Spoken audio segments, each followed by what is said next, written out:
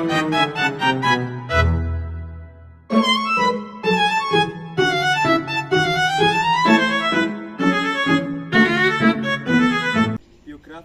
Daendels dengan nama lengkap Herman Willem Daendels yang lahir pada 21 Oktober 1762 di Hattem, Belanda, dan dia meninggal pada 2 Mei 1818 di Elmina, Pantai Emas, Belanda, dengan julukan Si Tangan Besi atau The Iron Marshal karena gaya kepemimpinannya yang keras dan otoriter.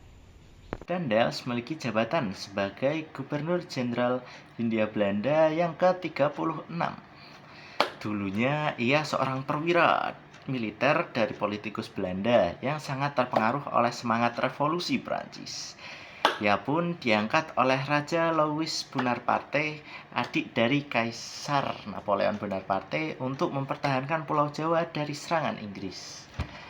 Lalu ada warisan dari Daendels. Warisan yang pertama ada jalur penting, yaitu Jalan Raya Pos atau biasa disebut dengan Jalan Raya Anyar Panarukan yang menjadi warisan terpenting dan masih ada hingga saat ini. Yang kedua ada dasar pemerintahan, yaitu reformasi yang ia lakukan menjadi dasar bagi pemerintahan kolonial Belanda di masa selanjutnya. Yang selanjutnya adalah kebijakan. Kebijakan yang dibuat oleh Daendels adalah pertama, pembangunan fisik seperti suatu proyek monumental dan jalan raya pos Dutgord Postweg. Dan yang kedua, reformasi militer, penekanan pada pembangunan benteng, barak, dan pabrik senjata untuk memperkuat pertahanan.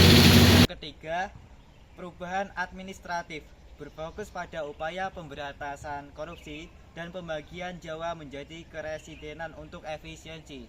Yang keempat, kebijakan ekonomi singgung tentang penjualan tanah partikelir sebagai upaya mengatasi masalah keuangan. Selanjutnya adalah dampak dari kepemimpinan Daendels. Yang pertama yaitu sistem kerja redi yang menyebabkan banyaknya dampak negatif dari pembangunan jalan raya pos yang memakan banyaknya korban jiwa dari rakyat pribumi. Yang kedua yaitu sikap otoriter yang menyebutkan bahwa gaya kepemimpinannya Daendels itu sangat keras dan disiplin yang menyebabkan banyaknya perlawanan dari rakyat-rakyat. Dan yang ketiga, pada akhir jabatannya mencatat penyebab ia ditarik kembali ke Eropa dan penyerahan kekuasaan kepada Jan Willem Janssens. Kekuasaan Daendels berakhir karena berbagai alasan. Ia menerapkan kebijakan yang tidak populer seperti pembangunan jalan raya yang menelan banyak korban jiwa. Sifatnya yang otoriter dan adanya tuduhan korupsi juga memicu banyak perlawanan.